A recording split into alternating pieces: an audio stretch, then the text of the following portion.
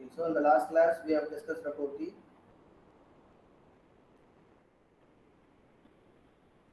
ethical issues concerned with the modern biology.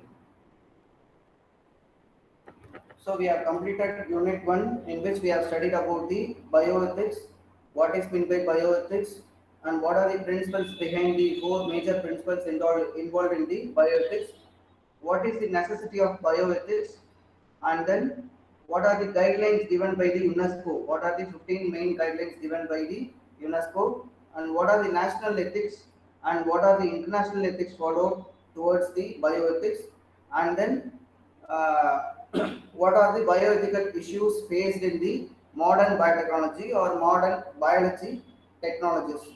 So this is about your first unit which we have completed yesterday. So in this class we are going to see about unit 2 introduction about the biosafety. So this unit fully comprises of the biosafety guidelines. So what is meant by biosafety, where it is implemented, what are the guidelines for the biosafety, either in the research institute or in the particular organization, what are the biosafety measures has to be followed, and what are the various levels in the biosafety. Those things we are going to discuss in the unit 2. Introduction. So bio-related research activities may involve manipulation of microbial, animal or plant cells. So the risk associated with these activities arise from the samples or the procedural requirements. So risk எங்கேருந்து வரும், either நம்ம எடுத்துக்கிற sample, it comes from the sample or the experiment what you are doing, what are the procedure you are following to do the experiment. There arises a risk. Adherence to standard microbiological techniques and using facilities suitable to the risk level of pathogen.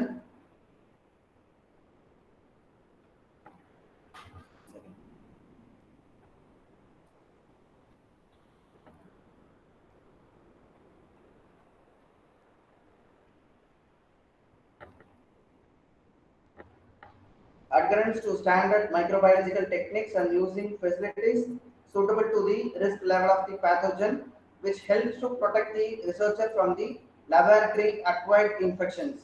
So ஒரு standard நமக்கு ஒரு microbiological protocol இருந்தாதான் we can what we can be easily recovered from the risk level. அந்த pathogens லேந்து வர riskல வந்து நம்ம we can protect ourselves, either the researcher or the person involved in the laboratory. Okay. Biohazards. Hazards related to the bioresearch can be classified into two categories. One is the hazards related to the pathogen or human or animal cells being used in research. First வந்து அந்த pathogen நம்ம use பண்றோம் இல்லையா, either it may be a human pathogen or the animal cells ல இருந்து வர pathogen இருக்கலாம், அது வந்து first hazard. Second is with the related to the procedures and practices followed in the lab. So நம்ம என்ன protocol follow பண்றோம் for carrying out a certain experiments. So இது ரெண்டு பொறுத்து தான் biohazards arises. Pathogen risk. So first thing is cell culture. Researchers who handle or manipulate human or animal cells are at risk of possible exposure to the potentially infectious pathogens that may be present in those cells or tissues. So any researcher, if you are a researcher, you are handling any manipulated human or the animal cells, அதுதான் வந்து first risk நமக்கு. So it has the possible exposure of the infectious pathogens. அதுக்குள்ள இருக்கிற infectious pathogens வந்து நமக்கு spread ஆகிறதுக்கான chances இருக்கு. Second thing is the human cell lines may contain blood-borne pathogens which can be transmitted due to improper handling. So நம்ம வந்து cell lines லாம் use பண்றோம் for the research study. So அதுல இருக்கிற ஒரு pathogen வந்து நமக்கு என்ன ஆகலாம், நம்மளோட handling வந்து careful இல்லனா it can be easily spreaded. So this is the first risk, pathogenic risk. Second, route of entry for the pathogen. This route of entry we have studied already in the molecular pathogenesis. படிச்சிருப்பீங்கன்னு நினைக்கிறேன். So what are the possible routes for entry of the pathogen? The inhalation of infectious aerosols, contact of the agent with the skin, eyes or mucous membrane, inoculation by contaminated shafts, bites from infected animals or contact with their body fluids, ingestion of infectious agents through mouth pipetting or contaminated hands. இது மூலமாலாம் என்ன ஆகும், அந்த pathogen வந்து நம்ம பாடிக்குள்ள வரதுக்கான ஒரு possibilities there. So by these protocols, the pathogens enters into our body. These are the main routes for entry. So we should be very careful on these aspects. What is aerosols? Aerosols generated during research activities, it remains undetected. அது வந்து நம்மளால detect பண்ண முடியாது. It can easily spread and remain suspended in the laboratory atmosphere for a long time. So அந்த aerosols வந்து அது என்ன ஆகும்? அந்த atmosphere குள்ளேயே தான் இருக்கும். For a long time it will be. It can't be detected. So they possess a serious hazard to the person performing the task and also to others who are exposed to the air from the laboratory. So அந்த experiments பண்றவங்க மட்டும் இல்ல அந்த surroundingல who are there in the laboratory will be affected with the aerosols. So the aerosols can be generated during the following activities. எப்பெல்லாம் இந்த aerosols வந்து spread ஆகும்? Pipetting, while blending a mixture, while doing centrifugation process, or while using the sonicator or the vortex mixers. So for doing these activities, the aerosols can be spreaded from one person to the another. These respirable size particles, when inhaled, are retained in the lungs and can cause infection to the particular person involved in the research. So what is pathogenic risk? So the risk from the pathogen handled depends on the following factors. என்னென்ன riskலாம் வரும்? Capability to cause infection in the host and the severity of the same. So வந்து நம்ம ஹோஸ்ட்ல போயிட்டு it will create a infection. அந்த pathogen உள்ள போய் it will create an infection. Preventive measures and treatments are available. இதுல இருந்து எப்படி நம்ம protect பண்ணிக்கலாம் அந்த pathogenனா we have to take some preventive measures and the treatments. Route of entry என்னங்கிறது we need to think it of. Infective dose level is there. So minimum level இருக்கும்போது if you are going, there will be a dosage level. By taking that we can prevent. Stability in the environment வந்து should be very clean. Range of cells that can act as a host. So these are the risk factors, okay, for the pathogen. So based on the above factors, the microorganisms are classified into 4 risk groups. So இந்த factors தான் நமக்கு வந்து அந்த pathogen வந்து எப்படி நம்ம பாடிக்குள்ள வருது அப்படிங்கறத. So there are 4 categories mentioned. Risk group 1, a pathogen that is unlikely to cause any disease in humans or animals. So all bacterial, fungal and parasitic agents are not included in the higher groups. This is the group 1, a pathogen that is unlikely to cause any disease in humans or animals. So அது வந்து ரொம்ப first type of pathogen வந்து எதுவும் ரொம்ப diseaseலாம் create பண்ணாது humans-லயோ animals-லயோ. இது வந்து first category. Risk group 2, a pathogen that can cause disease in humans or animals but is unlikely to be serious hazard. So first வந்து ஒரு pathogen create பண்ணாது, அது நம்ம பாடிக்குள்ள வந்தாலும் ஒண்ணும் ஆகாது. Second thing is it will create a disease in humans or animals, but அது வந்து ஒரு சீரியஸான ஒரு இதுவா மாறாது. It can be rectified, easily solved. So effective treatment and preventive measures are available and the risk of spread of infection is limited. அதான். So if you are taking effective treatment, preventive measures, இது வந்து cure பண்ணிடலாம். இது வந்து ஒரு serious effect-ஆ போகாத அளவுக்கு we can take it off. Example for that they are given in several categories. Bacteria, Vibrio cholerae, fungal if it is a fungal species, Aspergillus fumigatus, Actinomycetes, parasitic Plasmodium falciparum, viral Gold rickettsia, mumps virus. So these are examples in the risk group 2. What is the group 3 risk? Pathogenic microorganism. It is a pathogen that can cause serious human or animal disease but does not ordinarily spread from one infected person to another. இது வந்து ஒரு percentage இன்னொரு percent spread ஆகாது. This type of pathogen, but it will cause serious effects in the human and the animal. So for this also we need effective treatment and preventive measures. So what are the organisms involved in the risk group 3?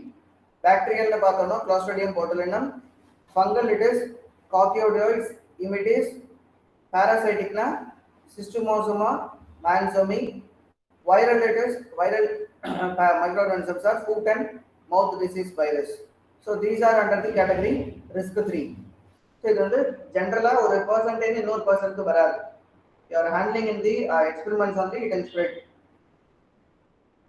So this is the highest risk factor, risk group 4. It is a pathogen that usually causes serious human or animal disease that can be readily transmitted from one individual to another directly or indirectly. So இது வந்து ஒரு pathogen. The fourth category will be a pathogen. இது என்ன ஆகும்? ஹியூமனுக்கும் போகும், spread ஆகும், அனிமலுக்கும் spread ஆகும், from one person to another ஈஸியா வந்து ஸ்ப்ரெட் ஆகிடும். எதர் டைரக்ட் மோடாகவும் இல்லை இன்டைரக்ட் மோடாகவும் it can be easily spreaded. This is it's the risk group 4. Examples are Korean hemorrhagic fever, OMSK hemorrhagic fever, Central European encephalitis viruses. These are examples for the risk group 4.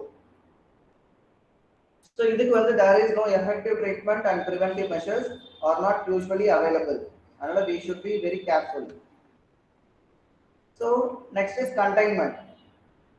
So இப்போ வந்து biohazards பார்த்தோம். அதுல ரெண்டு category. We have seen different what is pathogen, அதனோட mode of entries என்ன, what are the different risk level in the pathogen. ஒரு organism இருக்குன்னா அது வந்து எந்தெந்த risk levelsல இருக்கு. 4 risk levels are there. Next is about containment. The term containment, it is used to describe the safe work practices in handling infectious agents to reduce exposure to laboratory personnel and also to the others. ஒரு containment, நம்ம வந்து containment இல்லாத ஒரு zone இருந்தா தான் we can work freely. Okay va? So this containments are categorized into two categories: biological containment, physical containment. Okay va? So the containment illama irukonuna we have to follow some certain rules and regulations. Okay va? நம்ம work பண்ற environment வந்து containment இல்லாம இருக்கணும்னா we should follow some laboratory protocols. So இந்த ரெண்டு types என்னங்கிறது we can see it off. Biological containment, any combination of vector and host which is to provide biological containment must be chosen or constructed to limit the infectivity of vector to specific host and control the host vector survival in the environment. So நம்ம வந்து we have to select the any vector or the host. அது என்ன பண்ணும், which is to provide the biological containment. அது வந்து நம்ம protect பண்ணனும். Must be chosen or we have to grow it. Okay va? To control the specific host. Okay va? ஒரு specific host வந்து control பண்றதுக்கு we have to develop the thing, any vector or the host. So it is said to be the biological containment. நம்மளே வந்து create பண்ணி அந்த specific host வந்து control பண்ணனும். அந்த environment we have to create it. It is the biological containment. Physical containment helps to confine the pathogenic organism. It is being handled and prevent exposure to the personnel. So it helps to confine the pathogenic organism which is being handled by the researcher and it prevents exposure to the personnel. So in the physical containment நம்ம எப்படி வந்து protect பண்ண முடியும்? How we can maintain? By the laboratory practices, by containment equipment. Equipment has to be sterilized. Special laboratory design must be framed. Okay va? So இதுல வந்து first two categories are under primary containment and second category special laboratory design is comes under the secondary containment. Okay va? So ரெண்டு containment generally we have biological and physical. Physical we have three types. எப்படிலாம் அந்த physical containment attain பண்ண முடியும்னா laboratory practices must be framed. Containment equipments la we have to be sterilized, should be properly maintained. Special laboratory design must be there. So first rendu category it comes under primary containment. Laboratory design வந்து it comes under secondary containment.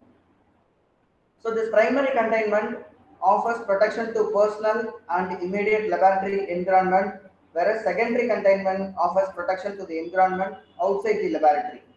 So first நம்ம எடுக்கிற measures என்ன ஆகும், it will protect the researcher or the person involved in the research and it protects also the laboratory environment. அதுதான் வந்து primary ஓட role, containment ஓட role. Secondary என்ன பண்ணும், outside the laboratory it will protect. Okay va? It is the secondary containment. So primary containment la what are the laboratory practices? It consists of adhering to standard microbiological practices and techniques and awareness of potential hazards.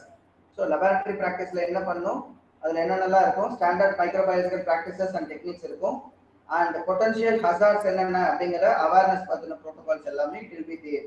It is said to be laboratory practices.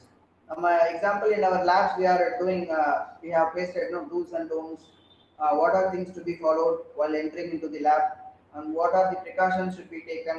Like that, we have some certain safety rules and regulations, no, like that only. The second is containment equipment. This includes biological safety cabinets and enclosed containers. So safety cabinet, நம்ம இதிலே biosafety cabinet இருக்கு இல்லையா, we are using it, no, in two labs also we have this equipment. So அந்த equipments எல்லாம் இருக்கணும். And then enclosed containers எதுவுமே open இருக்கக்கூடாது. It should be closely tight containers, and then it has to be sterilized in a periodical manner. So safety biosafety cabinet வந்து they have to be, it has to be installed in every laboratories. Secondary containment, proper design of the facility helps in protecting personnel inside the facility and also prevents the release of pathogenic organism outside the facility. So நம்ம வந்து ஒரு proper protocol frame பண்ணாதான் உள்ள இருக்கிறவங்களையும் protect பண்ண முடியும், வெளியில இருக்கிறவங்களுக்கும் அந்த pathogenic organism போகாத அளவுக்கு we can easily protect. ஓகேவா? So the facility designs are of three categories: basic laboratory, containment laboratory, maximum containment laboratory. So basic laboratory na it comes under risk group 1 and 2. நம்ம first சொன்னோம் இல்லையா, risk group 1 அது வந்து ஒரு pathogenic organism தான் நம்ம பாடிக்குள்ள போனாலும் ஒண்ணும் ஆகாது. Second, it will cause some infection, ஆனா ஒரு person to இன்னொரு person அது transfer ஆகாது. It is the basic laboratory. Second is the containment laboratory. அது வந்து ஒரு person to இன்னொரு personலாம் easy, it can be, it will be spread. Maximum containment laboratory na it is risk group 4. There is no preventive measures or the treatments available. So idha and the facilities we have to follow in the secondary containment. Okay va. So the next class we can discuss about the biosafety levels. Enna biosafety levels la irukku, what are the different biosafety levels need to be followed in the research organization or in the institution. Okay va.